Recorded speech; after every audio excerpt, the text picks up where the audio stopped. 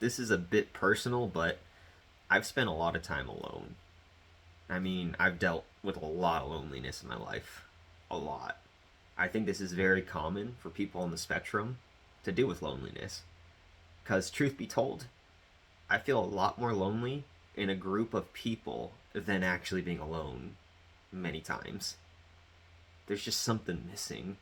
Everyone else seems like they're just aligned with one another with common interests and needs, where you're just trying to fit into that the best you can. You try to blend in, but it doesn't ever seem to really work right. Even when you get accepted, you don't feel like you're in the right spot.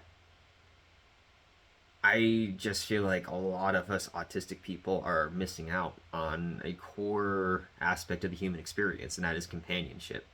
Not to say that we can't make friends and don't. Not to say I've never had friends.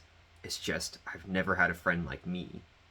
It's always me trying to act like somebody else and never me just being myself around somebody. So there's some sort of genuine connection that I feel like I'm just missing. So I don't know if that has to do with me, with society, with the people I've been around, who knows. But it kind of sucks because there's more to having friends than just companionship. I mean, belonging is important, but let's just say you learn a lot from other people. I could think of so many times where I didn't pursue a friendship, and it's from people I could have learned a lot from. Just with talking to them, you get a lesson here and there all the time. So there's sort of an epidemic that's been going on with the autistic community and loneliness. I know for a fact most of us are lonely in some way, shape, or form, but in recent years it's been kind of the norm for everyone to feel lonely. And all I could say is a lack of genuine connection is to blame here. Communicating online, for instance, predominantly, is not the same as face to face. It's just not. Whether you're autistic or neurotypical or whatever you are, it's just not the same. But more of us are going through that mode of communication than some genuine. I don't know how genuine you can be online, but a lot of times it is fake. You're messing. You probably are missing some genuine sort of connection there. That's how we always feel, almost. So I yearn to have some sort of friend like me. I used to fantasize about having a friend in my early 20s that was like me, despite having other friends who I'd hang out with. I just always wished I had a friend that had my interests. Everyone else just seemed to be interested in things I didn't care about, and I had to go along with it because that's what the group wants.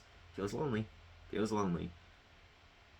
A lot of us end up just self-isolating in the end because we don't want to be alone, but it feels like the lesser of two evils. It's like, well, I don't feel like I belong here. I don't feel like I belong anywhere. Well, I'll just give up. Better to not try and do something else. There's some perks to it. There really are. I have a lot of hobbies. I'm good at a lot of things. It's just sometimes I just wish I had a friend there to do stuff with, more like me. So that kind of just sums up a lot of like my sort of feelings on loneliness. We're poorly understood. I think being understood better might help us out in that regard. I think we're getting there. I think there's more and more understanding of what an autistic individual, who they are, more or less, what makes us us. We're all different, but it's an umbrella term. So we can kind of focus in some core aspects of what it means to be autistic. Let that be known to the general population. Maybe we'll feel less lonely. Who knows?